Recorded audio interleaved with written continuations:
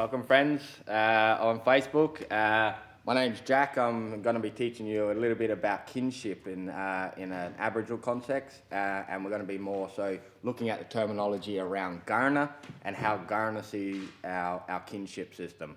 It's a very generic version, the kinship system. It does get much more complex when you start looking at all the elements that make up kinship in an Aboriginal world. But we're going to go through a bit of a PowerPoint to explain some of the terminology so you can practice utilising with your own friends and your own family members. Kinship to Aboriginal people, though, is more than just your immediate family, like your mother, your father, brother, sister. We've got a really extensive vocabulary on our extended family, and at the same time, we've got terminology that we incorporate into our kinship system that isn't in the English kinship system as well. So when we're looking at where do we start, it's about how we address people. The first way that we, as Aboriginal people, address each other is by our kinship term. So if I see a brother of mine, I will sit there and I will say, hey brother. If I see my mum, I will say, hey mum. I don't refer to them as their name in the first context. So we will start looking at individual terminology around these, but then there's an extension to the kinship term and what we call, and what we have in Kaurna, known as Warninari. Now Warninari is the birth order system. The birth order system, how this works is whatever number born you are in your family, and whether you're a male, whether you're a Yarli, or whether you're a Nganki, and whether you're a female, you're going to be referred to as a different term. This is a maternal line, so it comes from your mother. So every child that your mother has, the eldest, and if he's a male, is going to be known as Karamiru. Now Karamiru is the eldest and a male. If you're the eldest and you're a female, you're Kartanya. So Kartanya, the oldest female in your family. So then whatever number born you are, you're going to take whatever sex you are. Now, number two, the oldest, the second born male is known as Waricha. Waricha means the second born and male. Not the second born male, but the second born and male. Wariyu is the second born female in the family. So we can work our way down this list at the same time, and we can start to incorporate this name and introduce it to our own individual name as well. So this is the second way of introducing and explaining who you are. A little shout out to Deb and Maddie. I do see that I don't have a list, but I can tell that you're out there checking in at the moment. So Debbie, we're going to start with Debbie. Debbie, if you're the eldest and you're female, we're going to concentrate on you're going to pick a name from this side. So whatever number born you are in your family, if you're the eldest, Kartanya. If you're the second born, you're Warayu. And if you're number 3, you're Kudnartu, number 3. We go all the way to 19. I didn't want to write 19, so if you are born after number 7, we have gone down to number 7 here to cater for a lot. Usually in a lot of contexts, I don't get people past 7. So if you are, then you'll have to go into looking at things like our YouTube channels, and you might be able to get the extension of these to see which birth order name, or what we call Warninari. So now this name here, this is going to fit between your first name and your last name. I'm the third born in my family. I've got 2 older sisters. My elder sister, Kartanya. My second sister, Warayu. And I'm number 3. And because I'm a male, I'm on this side, I'm Kudnawicha. So on the Yarli side, I'm Kudnawicha. Any born after me, if it was a male, he'd be Munaicha. And number 4 and female would be Munartu. So now we just work our way down the list, and you can practice saying these after me, because you might have kids. The kids, you can give them these names as well. Your oldest son, he's going to be Karamiru. Number 2, Waricha.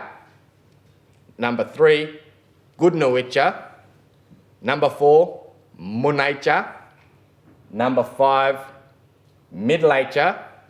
Number 6, Marucha. And number 7, Wangucha. On the female side, we call Nganki. A woman is called Nganki. We call the eldest Kartanya. Number 2, what are you? Like, what are you? What am I? What are you? It's a good way to remember that one. And number 3, Gurnartu. This one's quite significant. The first legalised marriage between an Aboriginal person and a non-Aboriginal person in South Australia in the 1840s. The lady's name was Gurnartu. She was from the Clare area, and she married a non-Aboriginal guy called Tom Adams.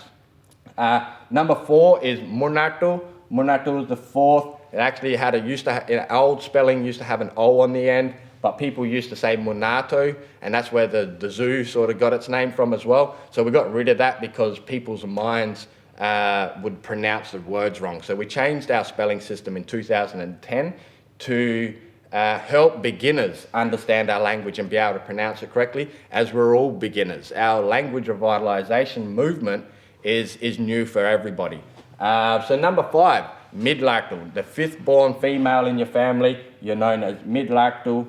Number 6, Maruartu. Maruartu. That's a rolled R in there. It's a little bit of a tongue twister for some, but if you can work it and you can practice it, Maruartu. And the last one for a woman is the 7th born and female, Wangoartu. So Jordan's out there as well. Hey Jordan, Nina Marnie, good to see you joining us. Hopefully you're getting an extension to some of the learnings that you might have already known. Otherwise, you hopefully have picked up a warninari that you can incorporate between your first name and your last name. This is where it fits, between your first name and your last name. I'm Kudnuicha, the 3rd born in my family, and this is going to go between my first name, which is Jack, my last name, Buckskin. So Jack Buckskin, Kudnuicha goes in the middle, number 3. Jack Kudnuicha Buckskin. It's like a new middle name. And I know I've come across a lot of people that don't have middle names. So you can be now adapted, and this can be adapted as your new birth order name. Otherwise, if you see somebody, I walk into a room, I see my 2 elder sisters. I can't say, hey, yakana. I can't scream out, hey, sister, because they will both turn around. So this is why after kinship, I will use the birth order name. So if I'm talking to my elder sister and making sure that she's the one that I want to, that I'm referring to, I will scream out Kartanya. Yeah? But if I want to talk to the 2nd born sister, then I would say, what are you? So then Kartanya, she won't turn around. She will just continue to do what she's doing. I know then I'll be talking to the 2nd born sister. But they could just call me Panyapi. They can just both can call me brother because I am the only brother. So they don't even have to worry about calling me Kudnuicha. So there's different contexts of why you might just use a kinship term, and sometimes when you might use your warninari, your birth order name, and it's got to be relevant. So understanding that on extension to just what I call you and I as a kinship term, warninari, a birth order system, fits into our kinship system that we don't have in English. So we tell you exactly where we fit in our family, to tell you if we're talking to the head of the family, otherwise to let you know if I'm talking to an individual within. Roughly, we're going to go through the Aboriginal kinship system. Now, this is a generic version that happens all over Australia. Now, if you go over Australia, you will see Aboriginal people go, that's my brother, that's my sister, and you go, you look nothing alike. All right, because we have a different version of the kinship system. In English, we have things like first cousin, second cousin. When I looked into the English kinship system, we had things like first cousin once removed and all these kind of things, which was a foreign concept to me because in Australia, we don't use it. We use the really simple terms, like if you're my first cousin here, the kids of my first cousin have to be my second cousin. That makes a lot of sense. But Australia, we like to shorten things down. That's why we abbreviate everything. So when we're talking about the terminology, about where we fit in our system, we only have in this list around about 10 different words for every kinship term. Now, every kinship term that we come across, we have multiple people within with the same responsibility. So when we're looking at understanding this, it looks a little bit complex at the moment, but when we're looking at understanding this, the triangles are males and the circles are females. So if we start down here, we've got the mum and dad, you go down from them, you've got their children, all on the same line here.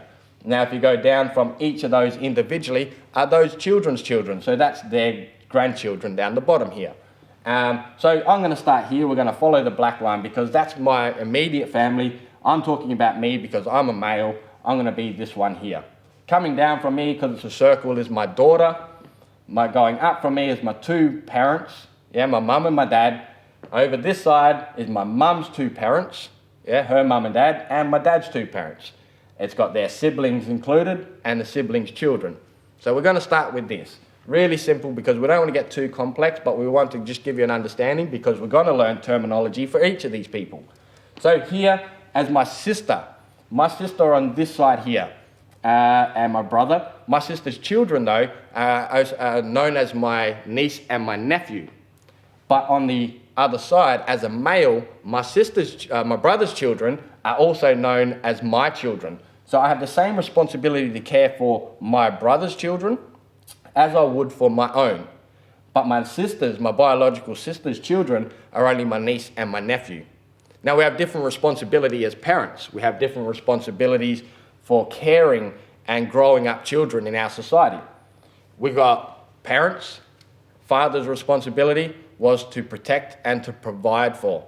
As a mother, her responsibility was to nurture, yeah? So to care and nurture for their children.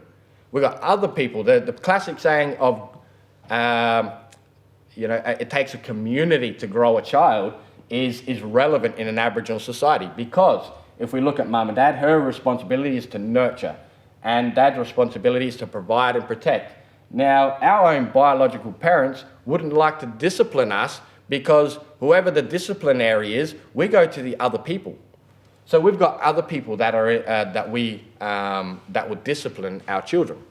So when we look at it, and this is more of even in a traditional context, our mother here, we're calling Aichai, mother's sisters are also our mothers. So we've got multiple mothers, not just our biological. They are recognised as my mothers, just as if my biological mother is. Anything happens to my mum, I still live in the same family values. I have the same family values with my other mothers as I would living with my mum.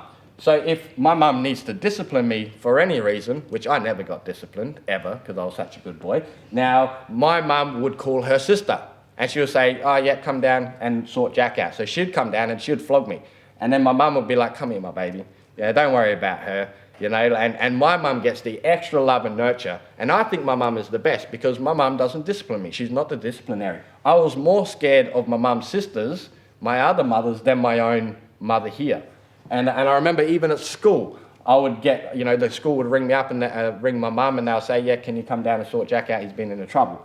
So the only one time that I was ever in trouble. Now they, like my mum would come down and she would just pick me up and take me home. And I never once got into trouble. Little they knew. But when they started clicking on and realising that my mum's sisters were the disciplinaries, they rang them. And by the time when I heard that my mum's sisters were coming, then I was starting to pack myself a little bit and going, oh no, I don't know what to expect here. And Aboriginal women will like just flog you where you stand. They don't care who's looking as well. And my mum's sisters were pretty staunch Aboriginal women, so much more afraid of them. On the other side, my dad's brothers are also my fathers. So I have multiple fathers and not just the one. Same purpose. It's their responsibility to provide, if anything happens to my dad, to provide me, because I am their son as well. Now, so that tells you that I've got mum's brothers and dad's sisters. The only uncles I have are mum's brothers. The only aunties I have are dad's sisters. So different responsibilities when it comes to kinship is that my uncles are my educators. They're the teachers, because as uncles and aunties, we're less, we're less biased to our own children, yeah? If we have children of ourselves, we let our kids get away with anything and everything and think whatever they say and do is the best. For example, they go through school. They learn out their alphabet for the first time. We go A, B, C, D, E, F, G, H, I, J, and then kids will go Nana, Mena, P, like it's just the sound. It's not even, they're not telling you what the words are. Parents will go, oh my God, you did so good, son, yeah? But uncles will go, no, it's LM, NOP, and they make sure that you're learning it correct, because they're less biased to making sure that you gather the information and learn it correctly. So when we understand the responsibility to this, uncles and aunties have a better teaching opportunity. So that's why I say the community, it takes a community to grow a child, is because we've got extra people to nurture for us and care for us, but then we have multiple people which are like in today's society, our aunties and uncles are our teachers. Yeah, in a traditional context, and when it's just our family pre-colonization, these were our teachers. These are the people we spent a lot of time with, because a culture to live for so long, it's about gathering information and passing it on correctly. Over the years since colonization, Aboriginal people haven't had the voice, so the information that's been provided hasn't been provided correctly, and it creates mistakes. So now we get the opportunity to come and teach you some of the terminology and the wording that Aboriginal people see for themselves. So now we've got aunties and uncles here. Our children of our uncles and the children of our aunties are our cousins.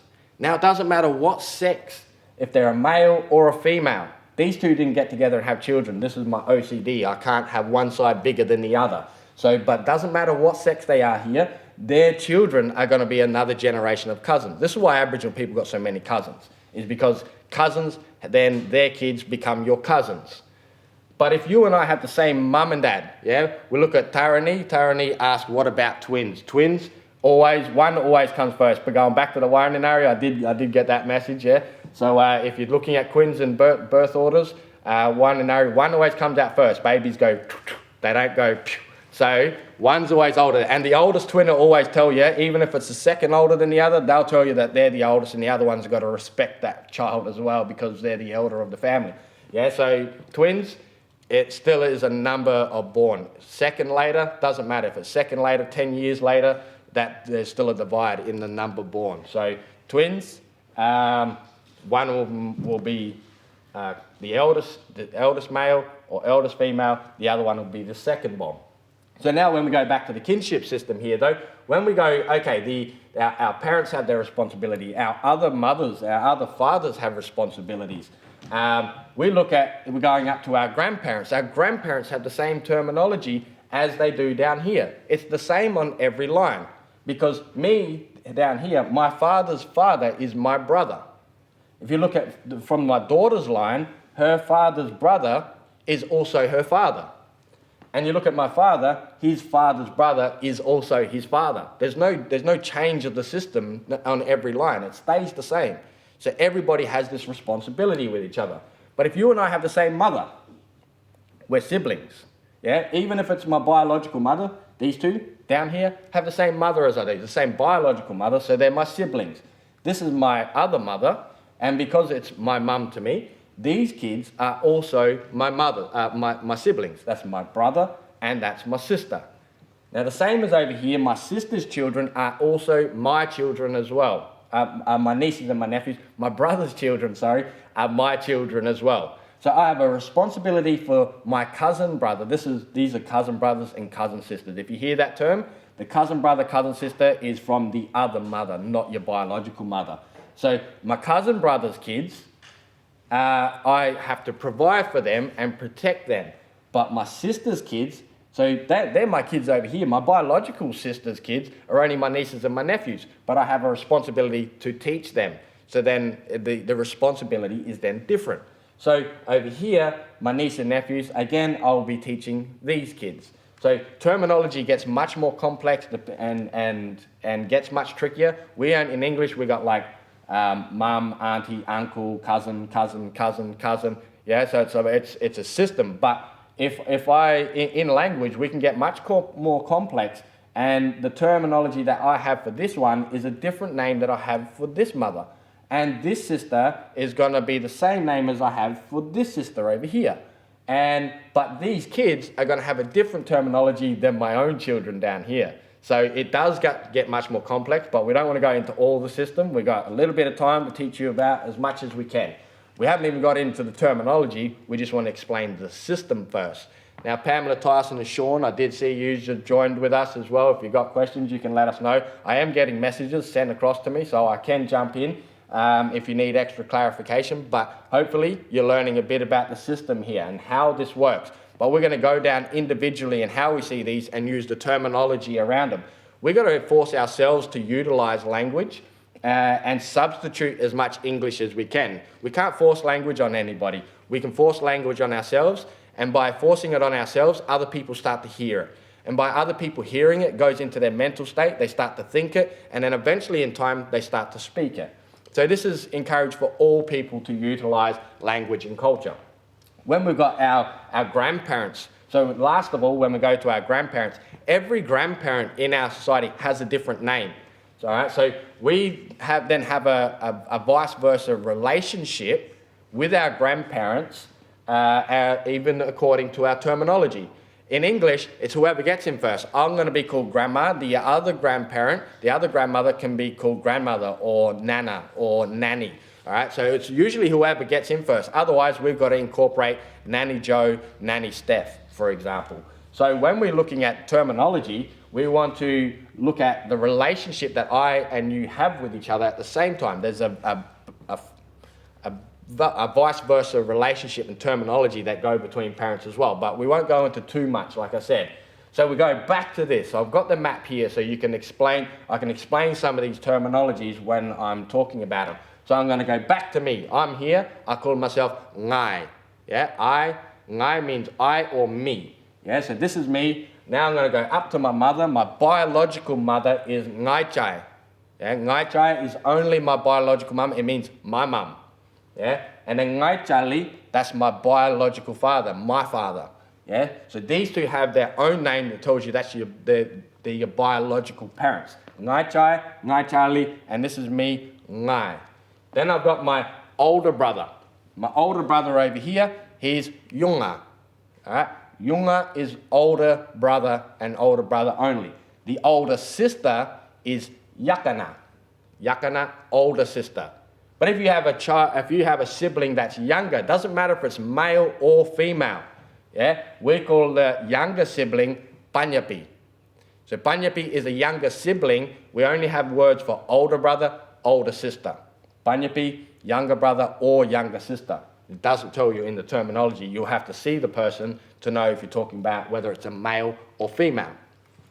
A lot of times in Aboriginal context, we don't decipher between man and woman.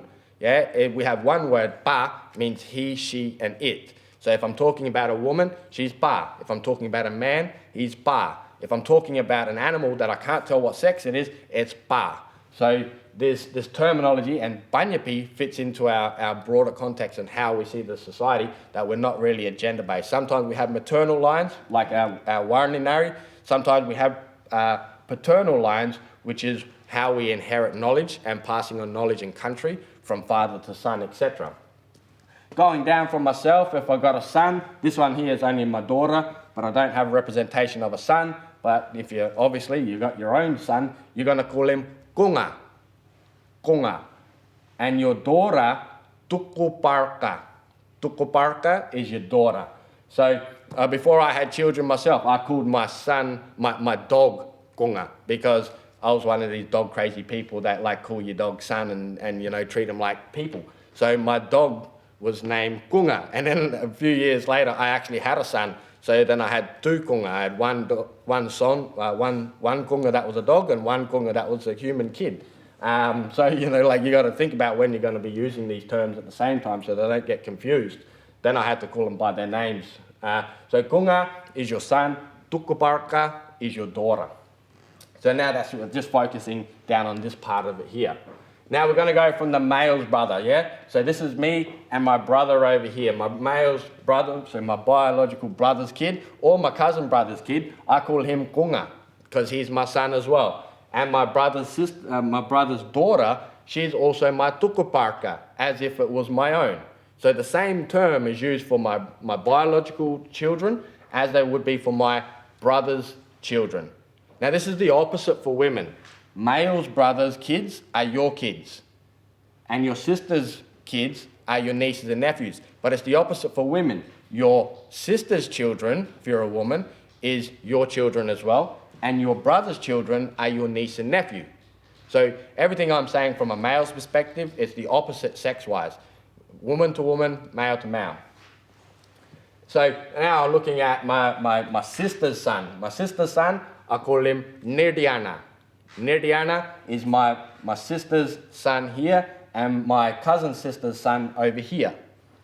But the niece, I call her Wongardi. Wongardi is my biological sister's daughter and my cousin's sister's daughter. Again, if we go on to the female sister, So that's the female side, your female sister. You're a female, I'm a female now, and my biological sister or my cousin's sister has a child, that's going to be your kunga, that's going to be your son. Yeah? And her daughter is going to be your tukuparka, your daughter. Not your niece, not your nephew, but now your son and daughter from the same sex. Now if we're going up to, from our mother's side, we're going to look at my mum and her siblings and her side of the family. Yes, I've got Ngai Chai again. Ngai Chai is my biological mum. My mum's brothers here I call Kawanu. Kawanu are the uncles. The only uncles I have are Kawanu. In today's context, we call Aboriginal elders uncle because uncles are the educator.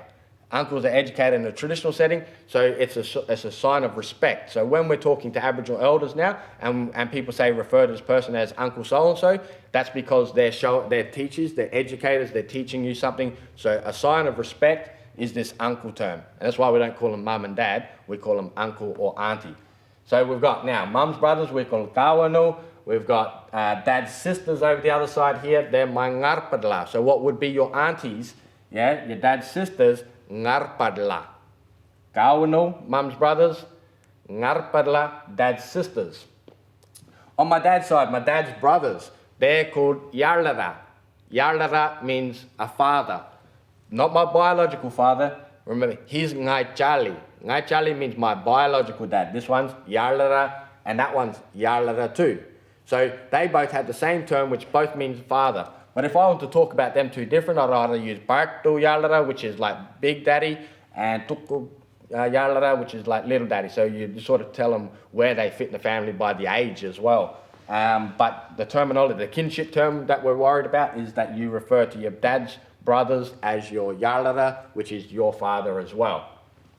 Now, the children of your of what we call your ngankara, which is your mum's sister. Your mum's sister is ngankara, and doesn't matter what one they are, they're both ngankara. Remembering mum here, your biological mum is ngai chai. So ngankara, the children of your ngankara, which is also your mother, the son is going to be your yunga, which is your older brother. Your older sister, just like over here, is yakana. But if it's a younger sibling, doesn't matter if it's male or female, is going to be your panyapi. So it depends on age here.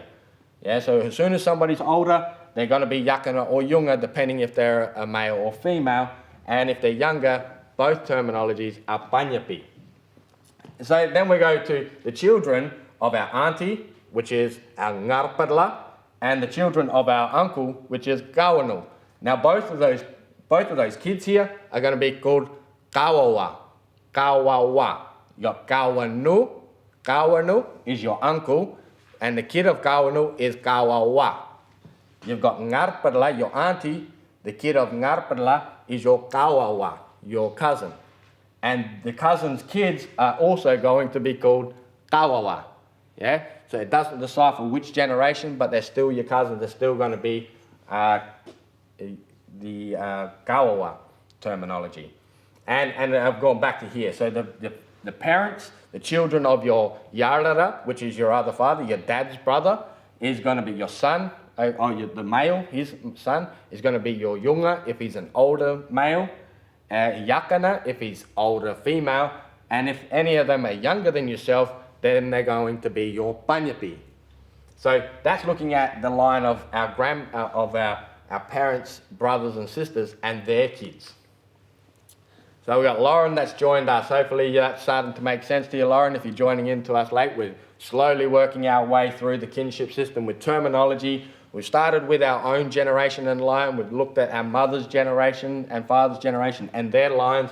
Now we're going to start looking into the grandparent terms. The grandparent terms, like I said at the start, is a backwards and forwards relationship, and you can see with the terminology. Now each grandparent has their own name. We're looking at first our mother's mother over here. Our mother's mother is Kamami. Kamami tells you in the word that it's the grandmother of your mother. So mum's mum, Kamami. And then what your Kamami is actually going to call you is Kamilya. So it's a two-way relationship. You can hear the word Kamilya comes from the word Kamami. So it's the grandchild of Kamami.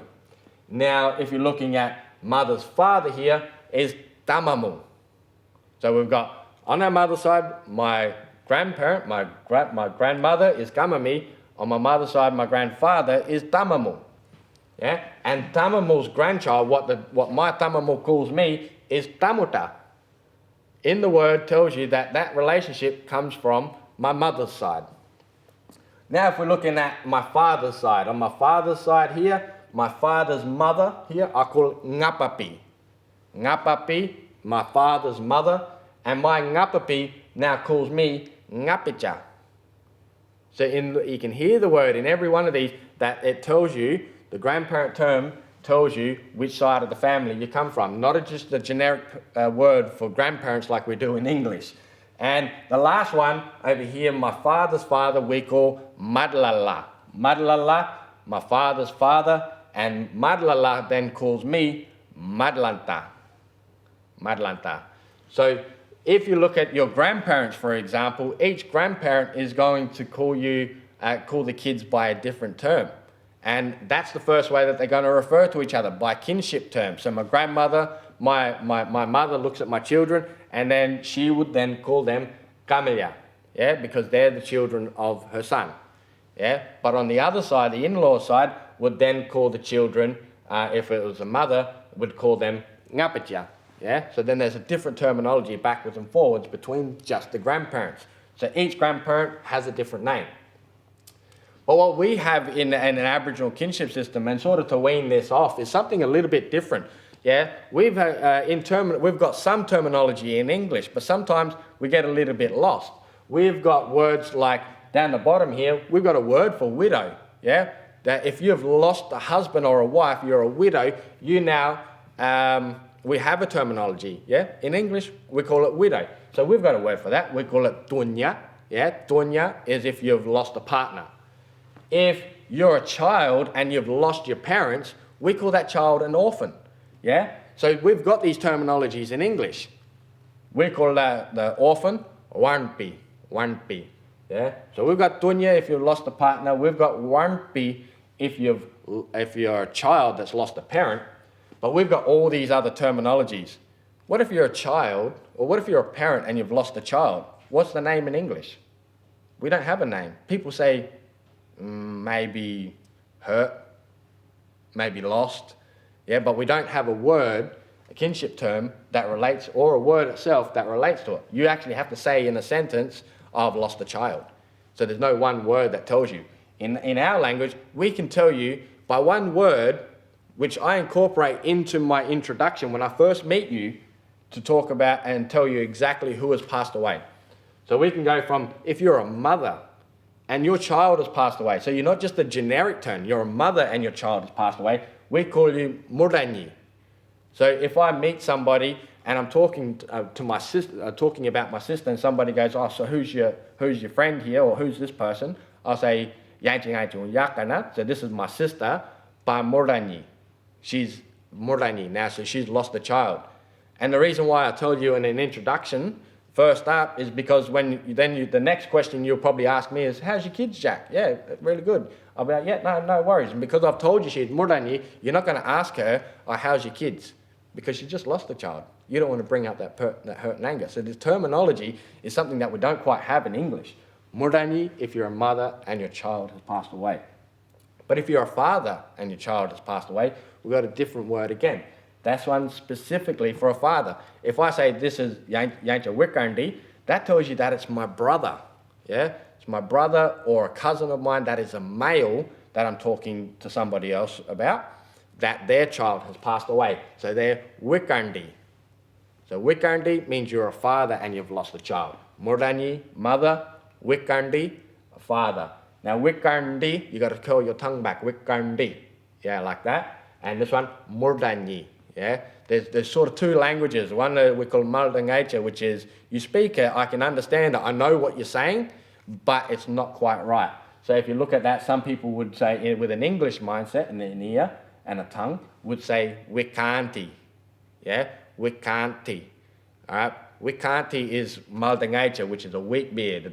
You're not speaking correctly, but I still understand you. Maldawilta means a hard beard, means you speak language properly. To say this one properly, Wikarndi, curl your tongue back. And if you speak language correctly, then you're all good. It's probably the only time that we promote, and it's probably encouraged for even women to grow a beard. Maldangacha, Maldawilta, either one, it's about speaking language, not about the actual facial hair itself.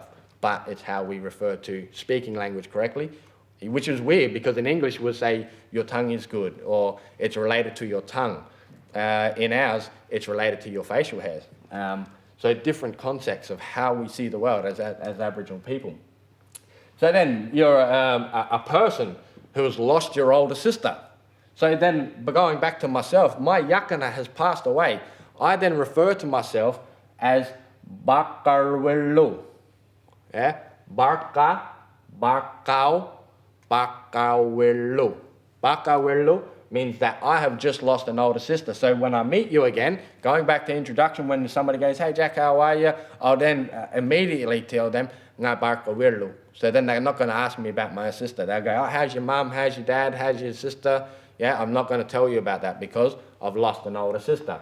Fortunately, I'm actually one of these people, Bakawelu, that have lost an older sister. Yeah, it was many years ago now, but now this terminology was still referred to because I know that I've lost one of them at least. And if you're a person who has lost a younger brother, and specifically a brother, like the terminology, we've only got older sister, Yakana, older brother, Yunga. When in these terminologies here, we've actually got words that means, like even though Panyapi is a younger sibling, we've got these deceased terms that actually refer to a younger brother or a younger sister. I've only put up the younger brother, but just to explain, there is, when we start looking at when they're alive, they're only Panyapi, they're a male or a female, but in terminology, it tells you that I've lost a actual person. Now, what that person would be called would be a different name again. I would refer to myself as Karaki. Karaki means that I'm the person who has lost an older, a younger brother. But if I'm the younger brother who has passed away, so the person who was the younger brother to me then has a different name again. So like it's really, our languages are very descriptive. We're a descriptive language that tell you exactly where things fit, and there's a reason why we do it as well. A lot of our names for animals and stuff are what we call onomatopoeia. They come from the sound that you make or the animal makes. Perfect example, kua. Kua is the crow. So kua, we reckon that the crow says kua. So the onomatopoeia tells you that that's what we call the animal. Yeah, so that's even referred into modern day animals as well. Something like a sheep, we call nyinyi, for example, or nyani, because we reckon it goes nyani. So that's a bit of an onomatopoeia on how language works. So, but going back to the terminology now as well, it's talking about the term for a deceased mother. So now my mum has passed away. Either my ngaichai or one of my ngankira, they're now, yeah, the person, I don't call them ngankira anymore. I won't call her ngaichai anymore. So the person that I'm referring to, I now call her Aratena. Yeah, Aratena is my deceased older mother. So I might have a ngaichai, my biological mum. I might have my ngankira, which is my mum's sister, which is also my mum. And my mum's other sister, if she's passed away, then becomes Aratena. Yeah. So now I can decipher which like mother I'm talking about, if one's passed away or not.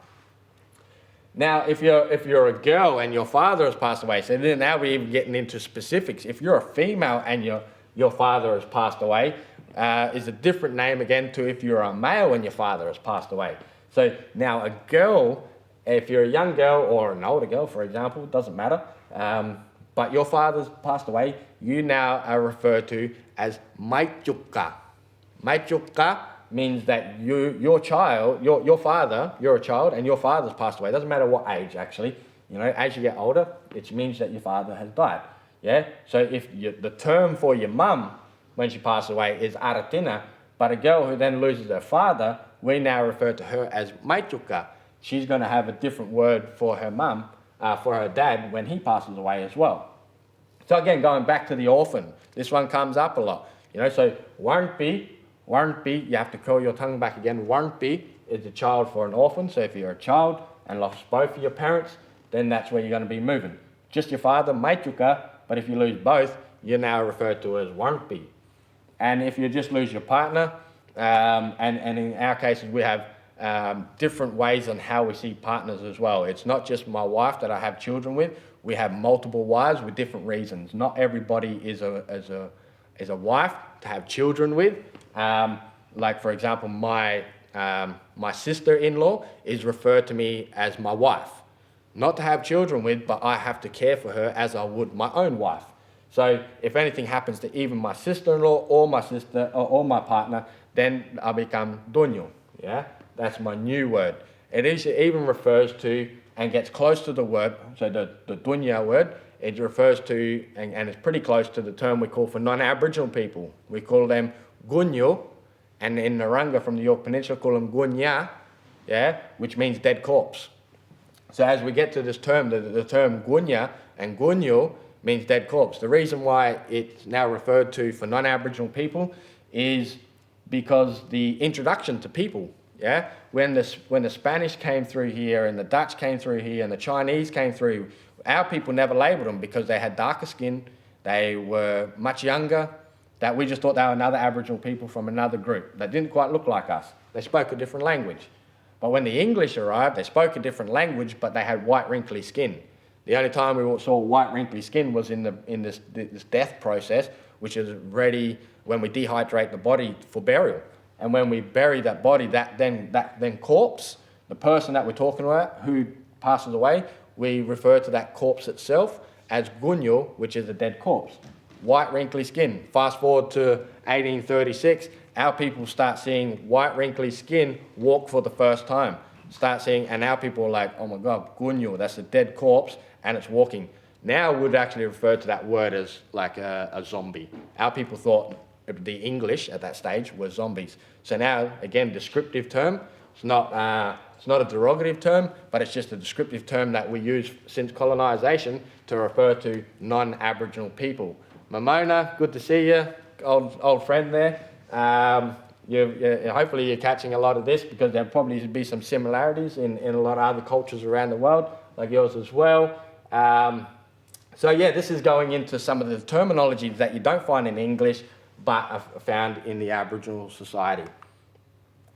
Now, just to finish off, we got this thing called Gangalta. Gangalta is our last names. So we've covered kinship terms, how I refer to a brother, yeah, my yunga, if he's older. How do I refer to my sister, yakana, if she's older. But if she's younger than me, panyapi. We've looked at Ngaichai, my biological mum. We've looked at Ngankera, my mum's sister, who is also my mum. Yeah, we've looked at Ngaichali, my Yalara, my dad's brother, and Ngaichali, my biological father. But even the grandparents, yeah, the 4 different grandparent terms and how they refer to their grandchildren. Kamami, my mum's mum. Kamelya is what my mum's mum would call me. So when we look at each of those terminology, we've got our kinship term. Yeah, first way that I address to you is either by yakana, yunga, ngankara, whatever kinship term that you are to me, I'm going to refer to you as that. But if I want to extend on that, then I'm going to bring in the birth order name, the Warninari. So if you're Kaitanya, the eldest, or you're Warayu, the second, my 2 sisters, Yakana and Warayu, my 2 Yakanala is Kaitanya and Warayu, then I have to refer to them by their Warninari. Now, Aboriginal people never really had last names. It's a foreign concept to us because our last names are our sort of more totemic names, which is an animal, plant, or element. These names refer to our responsibility on how we live in our society. So my Gangalta is Ganya. Ganya is the rock. So that's my responsibility. And we actually derive our names from our children. Now we've got a couple of examples up here. We've got Pitta. Pitta is a goose.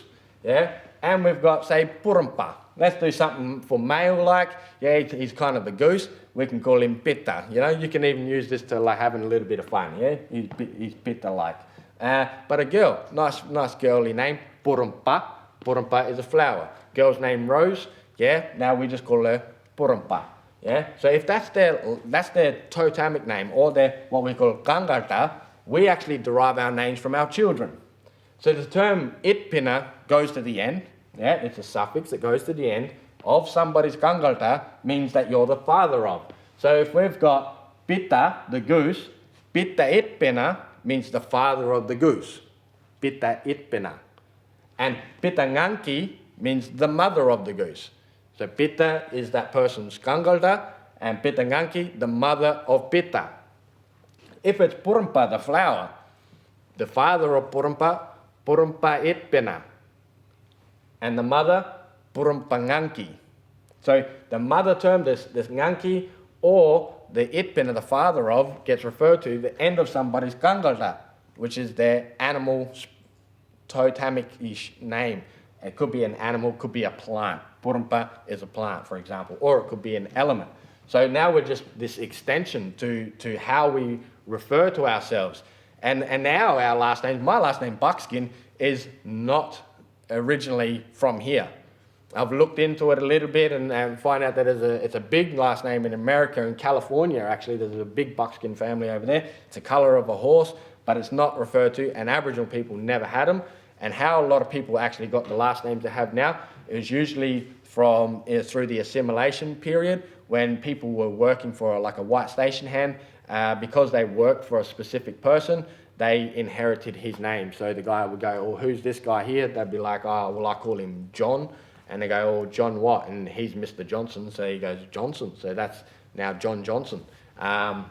So that, and after that, their children then became Michael, whatever he named his kid, Johnson. And so last names have evolved into something that's not really like us as well. Rayanne, Emily, Anne and Tanya, good to see you and joining in with us. Hopefully you've got a lot of the information at the start, otherwise it starts getting a little complex now, but we can start looking at how we refer to ourselves and how do we refer to our children to give ourselves name. If our children have names like this, something that is relevant to my kid, we actually inherit names from them. My eldest daughter is Gulyu, the black swan. So Gulyu, I became Gulyu Itpina, the father of Gulyu. My children's mother then became Gulyu Nganki, yeah? So the mother of Gulyu. Now, if we start looking at these terminologies and how they refer to you as an individual, yeah? Ganya, it's my totem, it's my Kangarta, but the extension to this is going to be Gulyu Itpina, the father of Gulyu. And then we also, in our introduction is incorporate our Warninari, our birth order name, mine again being Gudnuicha. So Gudnuicha is still relevant. You're going to be referred to as your Kangarta, which is your totemic name, mine being Ganya, and your birth order name. Before you have children, it's going to be Kangarta, Warninari. Your last name-ish, your totem name, plus your birth order name. Mine, Ganya, Gudnuicha. As soon as you have children, you refer and derive a name from your child. So my eldest again, Gudliu, the black swan, Gudliu Pena is what I'm now referred to. That goes before my birth order name. Ganya, Gudliu Pena, Gudnuicha. Now, so that one's one name. But then we've got to constantly think about, our names change to every child that we have. It's only referred to by our youngest child. You look at a lot of, I'm one for movies. I love watching movies. And you'll watch like an, old sort of like Viking movies or old English movies or Roman movies. And they'll be like, I am Cassius, son of Thor, for example. So they're talking about they're the child of the parent. We actually do it the opposite way around, that we're the father of this child, because it's our responsibility to educate and pass on the knowledge to the children. So now, after Gulyu, my second born was Nguku. Nguku is the barking owl. So Nguku it Pina I became, which is the father of Nguku, the barking owl. So Ganya, my Kangarta, Nguku it Pina, the totemic name, or the name derived from my child, and Gudnuicha still stays, the birth order name. So then I had to get my head around Ganya, Nguku it Pina, Gudnuicha.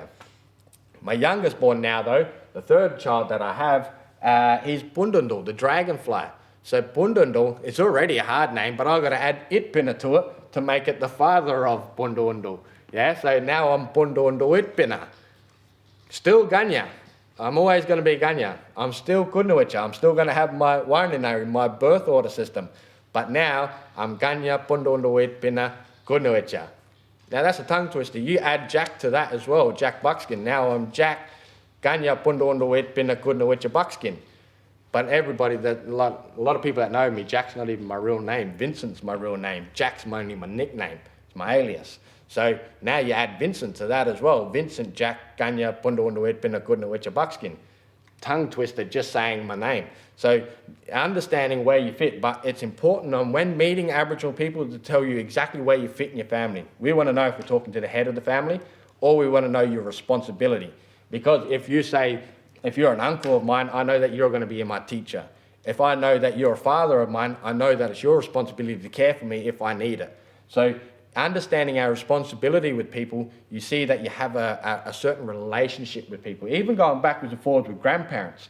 Yeah, you'll find that, I don't know how much it works in a non-Aboriginal family, but growing up in an Aboriginal family, that a child would call their grandparent Nana, yeah, for their grandmother. They call them Nana. And the Nana would call the kid Nana, because in the psyche and what's been embedded into our DNA, even though language and culture was banned, in the values, we know that there's this backwards and forwards relationship which is the same or similar terminology from grandparent to grandchild. So my mum would call my kids Nana and they would call her Nana. But in language, my children would call her Kamami, she calls them Kamilia, because it's this vice versa, backwards and forwards relationship with each other. So if we go back and we just have a quick little glance on how and what we need to cover, yeah, what we've covered. For those that have come in a little bit late, we're going to go back a little bit just to briefly run through what we've had. From the kinship term, we call Warninari. Warninari is your birth order name, where you fit in your family. Exactly, it's a maternal line coming from your mother's side. If you're a male, you're a Yarli. We call males Yarli. And female, Nganki. So eldest, Kadamiru, the eldest and a male. Waricha, the second born. Those that get to do this again, hopefully you can practice and get to hear it again. It's always good to hear it as many times as you can. Start to put it into your ear. Like I said, it'll go into your head. When you start to speak it, it puts it into other people's ears, put it into their heads, and they start to speak it. So utilising it, hearing it, but you will be able to get opportunities to hear it again if you go and check out places. There's lots of resources available. You can go and get our hard copy resources, so you can go and learn more of the terminology. These are just a snapshot. You can go and learn more if you go to the Satellite Adelaide Uni and our Ghana Wara Pinchandi group, which is our language resource development team. Or if you're on Facebook and Instagram seeing the videos from them, they're the ones creating all our digital resources where there's videos of people teaching language, all different Ghana people teaching you language. Again, Waracha, second born male. Number 3, Goodnuicha, probably the best one, only because it's mine, Goodnuicha. Number 4, Munaicha, the fourth born and male, Munaicha. Then we've got Midlaicha, fifth born, Midlaicha. Number 6, Marucha, going there. Number 7, Wangucha, the seventh born male. We've got Kartanya, the oldest female. What are you? Second born female. Gurnartu is the third born and female. Munartu, the fourth born and female. Midlartu, number 5. Maruartu, number 6. And Wanguartu is the number 7 and your female in your family. You notice there's little patterns here with this birth order system. We've got Artu on the end. Yeah, we've got Munartu, Gurnartu, Munartu, Midlartu, Maruartu, Wanguartu. Yeah, what that means and how that breaks up is Wangu tells you it's a root word. It means something. And Artu comes from Gartu, which is a wife. So this is the third wife, fourth wife, fifth wife, sixth wife, seventh wife. Yeah. But so what that tells us is Aboriginal languages only count to 3. 1, 2, 3. After that is biggest mob. You got lots. So we actually pretty lucky in Ghana. We had a word, a number 4 recorded, which just means two lots of twos, which was like 2 pairs. So that makes you 4. So we've got 1, 2, 3, 4 Monaco there, but we got Yarrabula. But the Midla, so Midla Artu, fifth wife, Midla comes out is now a word. The root word of it is number 5. The fifth wife, Midla, number 5. Maru Artu, number 6 wife, so Maru is number 6. So because we had a birth order system that went all the way to 19, we can actually count, and we had a traditional system that actually counted to 19. Now we use that same system to adapt our number system, and now we can count to the millions if we wanted to. No, I don't think anybody's going to count that far. I don't think any of our bank accounts go that far, so there's no need to do it. But the possibility is there to be able to do it because we've used the same structure from Ghana recorded in 1836 to today's society for creating new terms. So even for this thing that you see here, this TV, yeah, we call Doracheri. It's the picture sending thing. This is sending a picture for you to see. So we call the TV Doracheri. So, off topic, we're talking about kinship. Back to Warninari. Warninari is the way that you're going to mainly address people by where they fit in your family. Again, remembering it's a maternal line, fitting from your mother. Going through the kinship system briefly. Yeah, we've already gone through this, but we're just going to go through the terminology. So we're going to skip this part to explain how it works and go through the terminologies just to wrap up. Now we're going to go starting from here, me being me here. I call myself Ngai. You would call yourself Ngai. Your oldest brother, your older brother, for a male, I call him Yunga, older brother. My older sister, Yakana, Yakana. And my mum, my biological mother, is Ngai Chai. My biological father, Ngai Charlie. But then, with a different name for my mum's sisters. Yeah, we'll come to them in a second. We've got my daughter that I call, and comes down from me, I call her Tukubarka. Tukubarka. My son, I call him Kunga. But over the other side, I've got my brother's kids. My brother's kids are also my children. So my brother's son is going to be my Kunga, still my son. My brother's daughter is still going to be my daughter, I call Tukubarka, as I would my own biological child. But my sister's son is going to be different. He's a different name. He's what we call Nediana.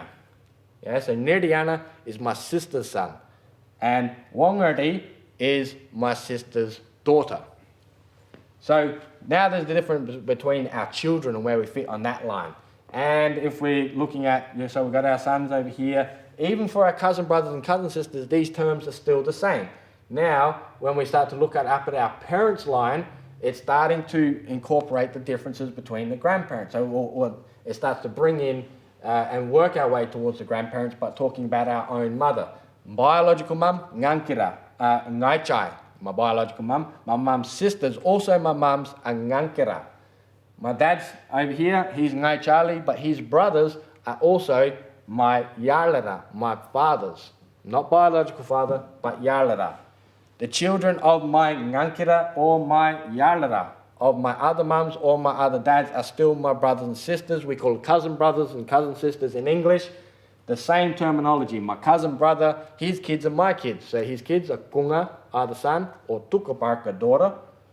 And for over here, my father's kids over here, my cousin brother, cousin sister, either my Yakana, my older sister, my Yunga, my older brother, or Panyapi, younger sibling. Their kids are going to be, if it's a male, Kunga, my son, Tukaparka, my daughter.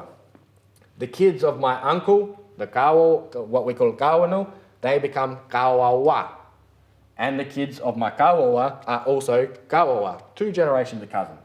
The same with the aunties over the other side.